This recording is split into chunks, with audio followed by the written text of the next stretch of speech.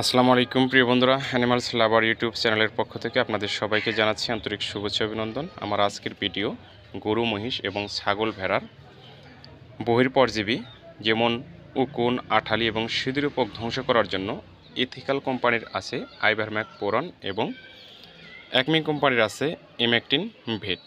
বাজারে এছাড়াও আরও অন্যান্য কোম্পানির এই বহির্পরজীবী ধ্বংস করার জন্য ড্রপ পাওয়া যায়।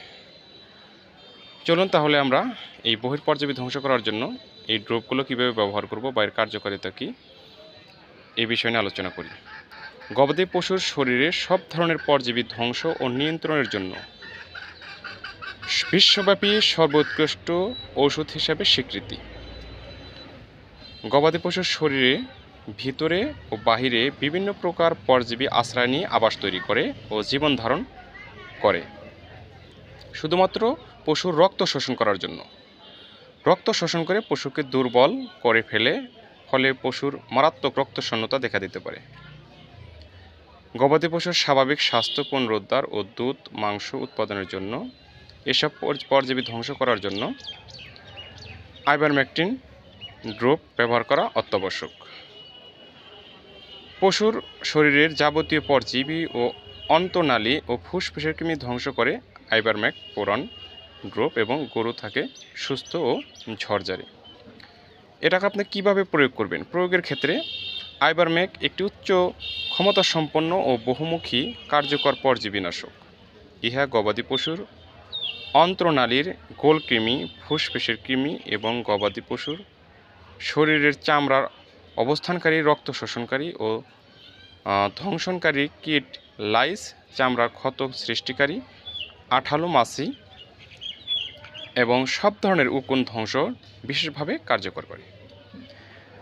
আইভারমেক দ্বারা চিকিৎসার পর ক্ষেত্র বিশেষ 21 দিন থেকে 28 দিন পর্যন্ত এর কার্যকারিতা পশুর শরীরে চলতে থাকে এবং এই সময়ের মধ্যে গবাদি পশুর পরজীবীর জীবনচক্র শুরু হবে না, ফলে পরজীবীর বংশবিস্তার বিলম্বিত হয়। মাত্রা ও প্রয়োগ বিধি, কীভাবে আপনারা এটি ব্যবহার করবেন, কী মাত্রায় ব্যবহার করবেন। পশুর প্রতি 10 কেজি শারীরিক ওজনের জন্য 1 মিলি ওষুধ। আপনার পশুটা কয় কেজি ওজন হবে আগে অনুমান করবেন। এই অনুযায়ী প্রতি 10 কেজি শারীরিক ওজনের জন্য 1 মিলি করে ওষুধ দিতে হবে। আইভারম্যাক পোরন সলিউশনের প্যাকেটে উল্লেখিত নির্দেশনা দেওয়া আছে, আপনারা সেইভাবে ব্যবহার করবেন। সংকোচন পরিমাপক প্রয়োগ পদ্ধতি ব্যবহারের নির্দেশনা, কিভাবে এটি ব্যবহার করবেন। 60 মিলি বোতলের জন্য বোতলের মুখের সাথে পরিমাপক যে কাপটি সংযুক্ত করে এটি সুন্দর করে ব্যবহার করুন।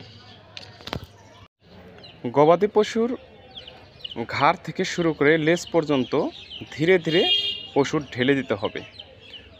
পশুর ভেজা চামড়ায় প্রয়োগ করলে এবং প্রয়োগের 2 ঘন্টার মধ্যে পশু বৃষ্টিতে ভিজলে বা গোসল করালে ওষুধের গুণগত মান নষ্ট হতে পারে।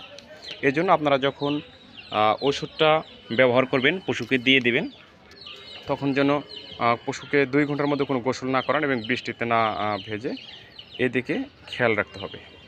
প্রিয় বন্ধুরা, সবাই ভালো থাকবেন, সুস্থ থাকবেন। ভিডিওটি ভালো লাগলে আপনার বন্ধুদের মাঝে শেয়ার করে দেবেন, সাবস্ক্রাইব করে পাশে থাকবেন। নতুন নতুন ভিডিও পেতে আমার ভিডিওর ফলো বাটনে চাপ দিয়ে রাখবেন।